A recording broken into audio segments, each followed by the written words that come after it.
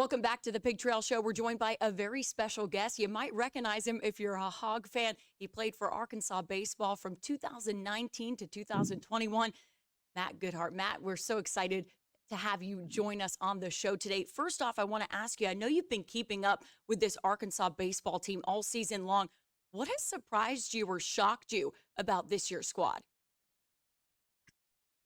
Man, I think it's going to be the glaring answer for most people, but the ability to, I guess, maintain their dominance with how many injuries that they've had throughout the course of the year. I think that if you take any other program, and maybe not necessarily every other program in the country, but so many other programs in the country, and give them the amount of turbulence that the Razorback baseball program has faced this year, I don't see them being nearly as successful. I think that speaks volumes to the coaching staff, not just the coaching staff, but the staff that isn't under the limelight, like Coach Van Horn and Coach Thompson and Coach Hobbs and those guys, but highlight guys like Corey Wood, the athletic trainer. That guy works as hard as anybody to make ends meet. Make everybody ready to play every single day. The strength coach, the new guy. I didn't have him. I had Blaine Kinsley, but based on what I hear, he does a tremendous job, and obviously has to be if he's still putting out the kind of winning program that Arkansas has, even with all the injuries that's sustained. Yeah, you were exactly right about that. I think that is the one thing that everybody says is so unique about this squad. Speaking about this squad versus that 2021 team that is a fan favorite that you got to play on, what do you think is a difference or a similarity between those two teams? The difference would definitely be, like I said a second ago, would be the difference would be in the number of injuries compared to what they've had to deal with. We didn't have to deal with nearly that amount of injury, and that allowed us to, I guess, kind of develop some consistency that is a luxury that this team doesn't have. You know, it's incredible to me how Coach Van Horn's able to put out a team every single year that has very different names. Sometimes they get guys back like Stovall, get guys back like Jalen Battles and Robert Moore. But then, uh, guys, sorry, No, you're good. uh, guys like Jalen Battles and Robert Moore back, and then once those guys are gone, the following year put out a product that is just as incredibly talented as guys like that. I think it's just speaks volumes to the coaching staff and what they're able to, why they're elite, I mean, why they're as good as they are, and why they're as respected as they are year in and year out. Is there a similarity between you guys? If you had to put something, is there something that you could say, oh, that was like our 2021 team or not? Are they just so different? Um, the similarities would probably be the ability to field the ball, to not make the routine mistakes. I would definitely say that that's the similarity, is not taking the little things for granted. I remember Coach Van Horn telling us one time. This is a pretty good story. We had this routine every day where we had to do 100 jump ropes, and oh, you there? I lost you for a second. We had this routine every day where we had to do 100 jump ropes before defense started. And this is right when I got moved from the outfield to the infield, right after I had shoulder surgery, and um, I was kind of new to it. I was one of the guys that skipped the jump rope. I wasn't supposed to do that, obviously. And I remember this literally hit me right in the teeth. But Coach Van Horn asked, he didn't ask me. He asked someone else if, hey, did you do your jump ropes? And he was honest, said no. And he got, guys, I want you to do your 100 jump ropes every single day. And then he goes, I know you're thinking, why? Why does it matter? It's jump rope. He goes, how can I trust you to do the big things if I can't trust you to do the little things? And to this very day, I can still picture it, not just hear it. I can still see him saying it. And I think that it's little moments like that go much further than all the big things. And I see the team this year honing in on those little things. You got Peyton Holt, who wasn't an everyday starter, jumping in and doing the little things. Everybody thinks about the turn two fake throw, get the guy a third as this massive thing. This is one of and he may have said, I think I heard him say something different in the interview where he doesn't practice it or that something like that. But what I do know is that they do in and out every single day. Maybe not necessarily every single day, but they do in and out constantly. They do double fungo every single day where they take ground balls over and over again. One of the parts of the routine is you fake the double play turn and then or you fake the double play turn and then throw it to third to get rid of the ball. Those things, those little things add up as time goes on, and then all it takes is one play in a critical situation like that to to make the difference in the entirety of the game really. And it's once again those little things that Coach Van Horn emphasizes that make the biggest differences in player to player, not just Peyton Holt. There you can go across the board with other little instances like that. I love that story that you said about Van Horn because it really speaks to the way he coaches and the way he has coached, for years and years and years. He won SEC Coach of the Year, but there's a conversation going that he should be in the running for National Coach of the Year. Do you think that that's something that he should be awarded just because of what he's been able to accomplish this season? I mean, I don't see how you can't.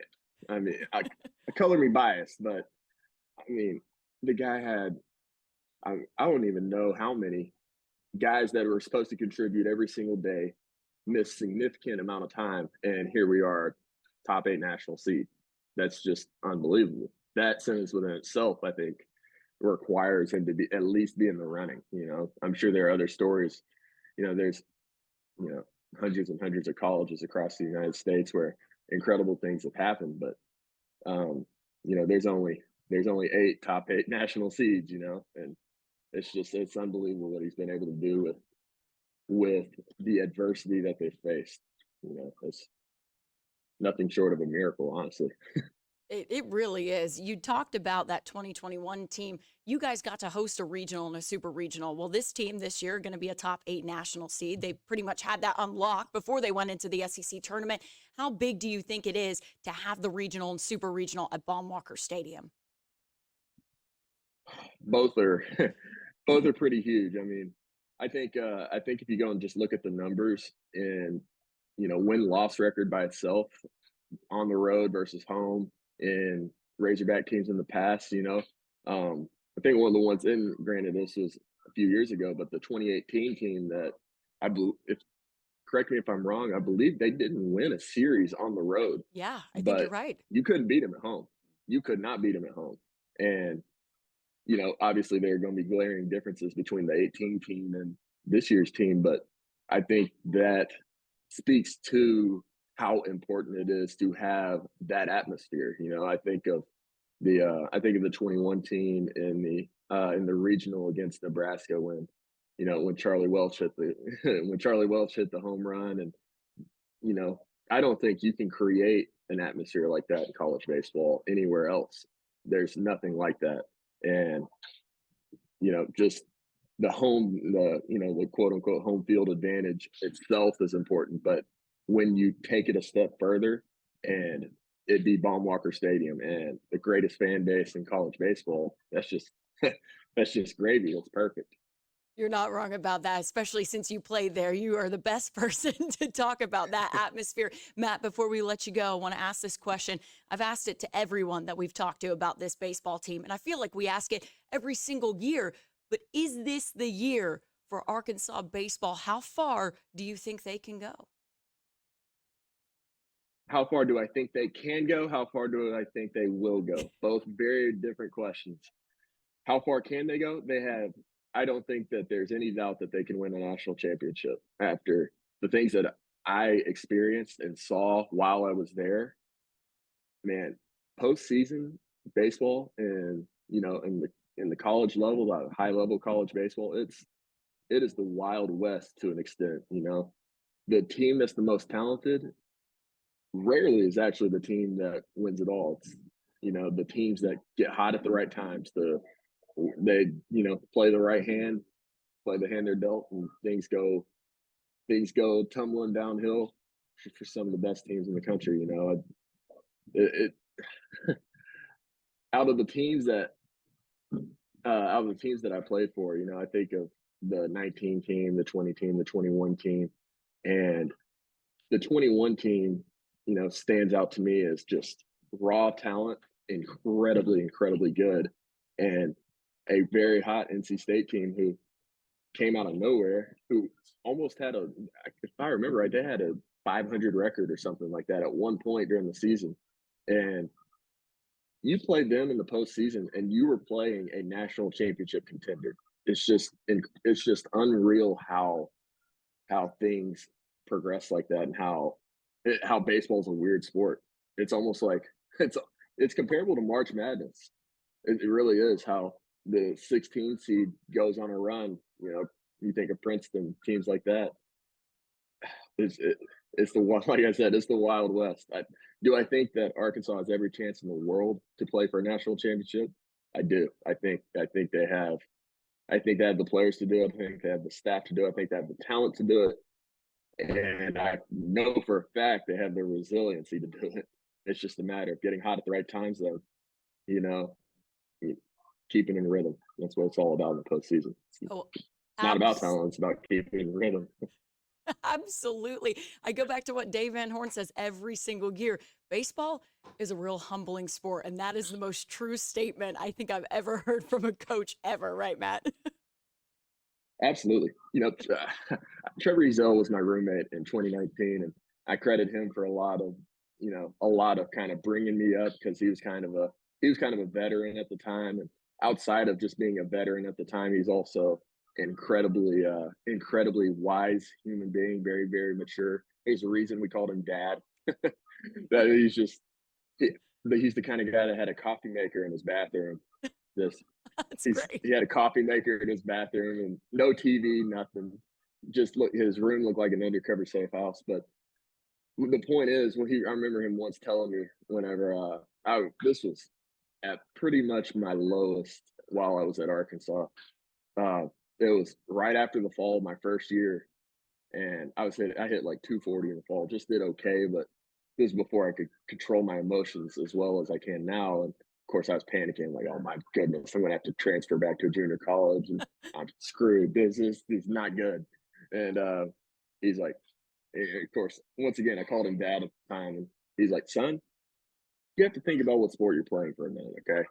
This is this is a sport where no matter how good you are, you can always be humbled, and no matter how bad you are, you can become the king the next day. Don't forget that. And lo and behold, ended up having one of the funnest springs of my baseball career. And it's one of those quotes that, like what Coach Van Horn said, one of those ones that sticks with you, and I can't get rid of it. I'm glad I can't.